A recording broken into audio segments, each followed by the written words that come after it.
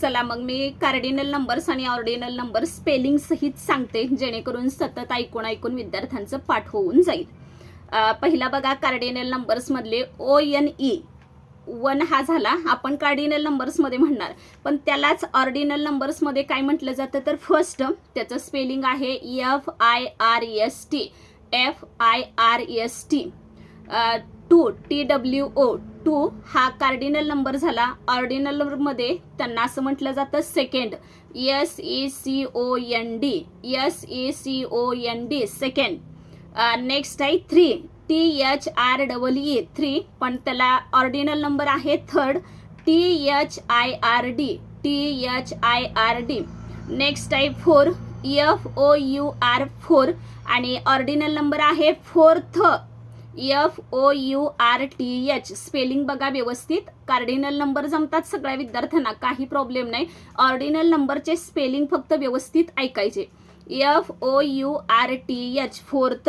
Next आहे 5 FIVE 5, त्याचा ordinal number येतो FIFTH.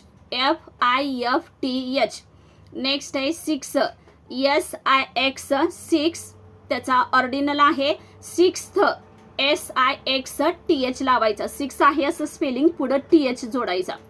नेक्स्ट आहे 7 SEVEN 7, आणि त्याचा ऑर्डिनल आहे सेवेंथ, SEVENTH. 7चं स्पेलिंग आहे असं, पुढं TH आहे. नेक्स्ट 8 EIGHT 8, आणि त्याला आहे EIGHTH. इथं फक्त H लावायचा. ऑलरेडी 8चं स्पेलिंग EIGHTH. नेक्स्ट आहे 9 NINE, त्याचा ऑर्डिनल नंबर आहे 9th. आता E जाणार आणि त्या ठिकाणी TH येणार, NINTH. काय चेंज होणार ते प्रत्येक वेळेस लक्षात ठेवा. नेक्स्ट आहे 10 TEN, हा 10 झाला कोणता कार्डिनल. ऑर्डिनल मध्ये 10th TEN, आणि पुढे फक्त TH लावा, TENTH. नेक्स्ट आहे 11 ELEVEN, त्याचा ऑर्डिनल नंबर येतो 11th, ELEVENTH. नेक्स्ट आहे 12 TWELVE, त्याचा ऑर्डिनल नंबर आहे. स्पेलिंग व्यवस्थित बघा. 12चं स्पेलिंग लिहिताना काय लिहिलं जातं, TWELFTH. नीट ऐका, TWELFTH.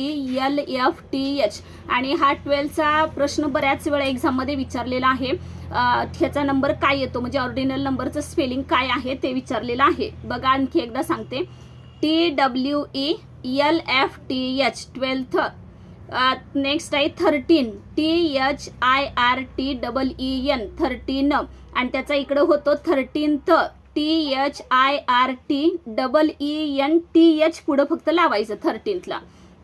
नेक्स्ट आहे 14 FOURTEEN 14, आणि त्याचा ऑर्डिनल आहे 14th आहे ते स्पेलिंग लिहायचं, पुढं TH लावायचा, FOURTEENTH. म्हणजे 13thला 14thला ॲज इट इज आहे, म्हणजे स्पेलिंग तेच लिहायचं, पुढं फक्त TH लावायचं.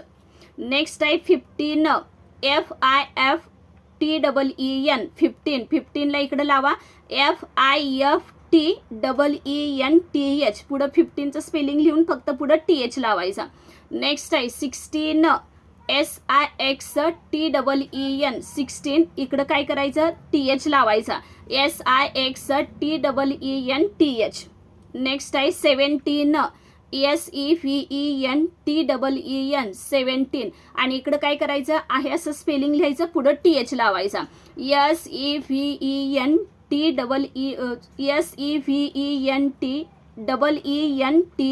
17th. नेक्स्ट आहे 18 EIGHTEEN 18, इकडं काय करणार फक्त पुढं TH लावा, EIGHTEENTH 18th. नेक्स्ट आहे 19 NINETEEN 19, आणि ऑर्डिनल आहे 19th, NINETEENTH. पुढं TH लावायचा. आता एक लक्षात ठेवायचं, 13 पासून 12चं स्पेलिंग तर मी सांगितलंय, 12th वेगळं काय आहे ते.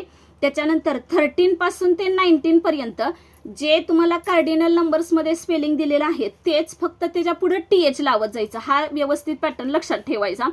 12चं स्पेलिंग वेगळं आहे इकडच्या ह्याचं, 12 वेगळं आणि 12th जो त्याचा ऑर्डिनल नंबर आहे त्याचं प्रोनाऊन्सिएशन पण वेगळं आहे आणि स्पेलिंग पण वेगळं आहे. 13 पासून ते 19 पर्यंतचे ऑर्डिनल नंबर्स आहेत ना त्याला फक्त पुढे TH लावत जायचं.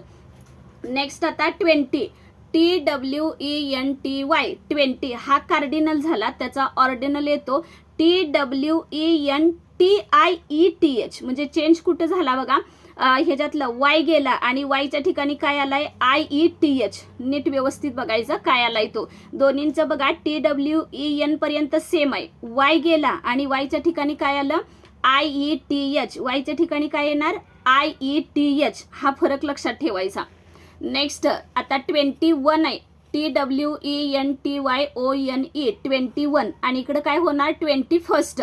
जे आपले इकडचे पाठ आहेत का तेच तिकडे कॅरी करायचे, वेगळं काय नाहीये. म्हणजे 1st, 2nd, 3rd, 4th, 5th, 6th, परत 7th, 8th, 9th इथपर्यंत सेम आहे. म्हणजे तसं लिहू शकाल तुम्ही. 20 लिहायचं आणि पुढे त्याच्या 21 जसं लिहिणार तसं आपण ऑर्डिनलमध्ये 21st, 22 इकडे लिहायचं 22nd, 23 इकडे घेणार 23rd. म्हणजे ऑलरेडी मी स्पेलिंग सांगितले तुम्हाला, 1st पासून ते 10th पर्यंत काय आहेत तेच इकडे कॅरी करायचे, काही प्रॉब्लेम नाही. 23 ला 23rd, 24 ला 24th, 25 ला 25th, 26 ला 26th, 27 27th, 28 28th, 29 29th. Next आहे 30. आता 30 साठी व्यवस्थित बघा, THIRTY, 30 हा कोणता झाला कार्डिनल नंबर झाला. त्याच्यामधला ऑर्डिनल नंबर येणार THIRTIETH, THIRTIETH. नीट व्यवस्थित तो केअरफुली पाठ करून ठेवा. नेक्स्ट 31. आता परत तो सिक्वेन्स आपल्याला येणार 31, 32. तसं इकडच्या बाजूला काय 31st, 32nd, 33 ला 33rd असं करत यायचं खाली तिथपर्यंत. म्हणजे आहे तो तुमच्या आता लक्षात येईल की आपल्याला 1 असेल तर 1st, 2 असेल तर 2nd आहे, 3 असेल तर 3rd, अशाप्रमाणे खाली येत जायचं. आता मेन तेवढे सांगते मी. 40ला 40चं काय करणार FOURTY. हे झालं कशाचं 40. त्याचा ऑर्डिनल येतो FORTIETH आहे. नीट लक्ष द्या, 40चं स्पेलिंग FOURTY आणि इकडं ऑर्डिनल नंबर येतो तेव्हा FORTIETH.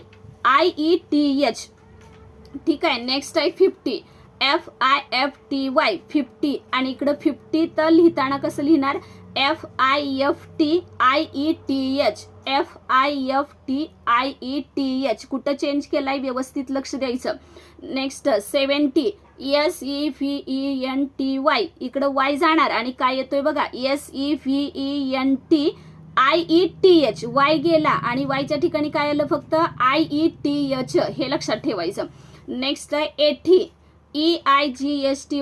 80चं 80th म्हणजेच Y घालवायचा. Y गेल्यानंतर काय होणार मग EIGST जर राहिलं का आणि EIGST राहिला आणि पुढे Y घालवलं तर Yच्या ठिकाणी काय लिहायचं फक्त IETH. अशा पद्धतीनं स्पेलिंग पाठ करायचे. नेक्स्ट आहे 90, NINETY. 90 त्याला पण काय करणार NINE. Y घालवा, Yच्या ठिकाणी काय वापरायचं IETH. Yच्या ठिकाणी काय लिहायचं IETH. 90th. नेक्स्ट आहे 100. 100चं काय होणार म्हणजे आता बाकीचे तुम्हाला त्याप्रमाणे लिहू शकतो आपण. म्हणजे समजा आता 91 लिहायचं आहे तर तुम्ही कसं लिहिणार 91st. समजा आता 92 लिहिणार आहात तर त्याच्यासाठी 92nd असे तुम्ही लिहू शकता, काही प्रॉब्लेम नाही.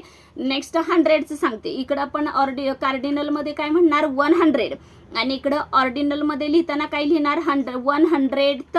म्हणजे ONEHUNDREDTH. म्हणजे पुढे फक्त TH लावणार. 1000 आलं तर त्याला काय लिहिणार 1000th. म्हणजे TH लावायचं आहे असं स्पेलिंग THOUSAND आणि पुढे फक्त TH लावायचा. ठीक आहे. आलेत लक्षात कुठं काय चेंज करायचा. आता महत्वाचे कोणकोणते करायचे बघा, जे एक्झामला जास्तीत जास्त प्रश्न विचारले जातात ते म्हणजे आफ्टर 11 ऑर्डिनल नंबर कोणता? मग आफ्टर 11 तुमच्या लक्षात यायला पाहिजे की 12th हा आफ्टर 11 आहे. तर तो जो काय आहे आफ्टर 11चा ऑर्डिनल नंबर असा क्वेश्चन असतो. त्याच्यामुळे तुम्हाला 12चं स्पेलिंग आहे ते ऑर्डिनल नंबरमध्ये पाठ असणं गरजेचं आहे. नेक्स्ट 41 विचारला जातो. 40, 50, 60. कारण बऱ्याच मुलांना वाय गेल्यानंतर काय चेंज होतो ना हा त्यांच्या लक्षात येत नाहीये. वाय जातो आणि IETH येतं, हे कायम लक्षात ठेवायचं.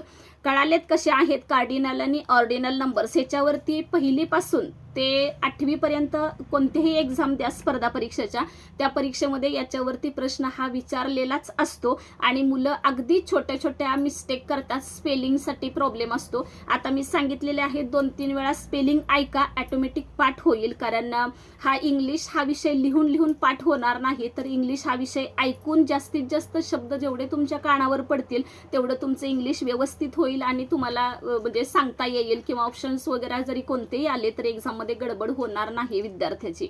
ठीक आहे, चला थांबूया इथंच.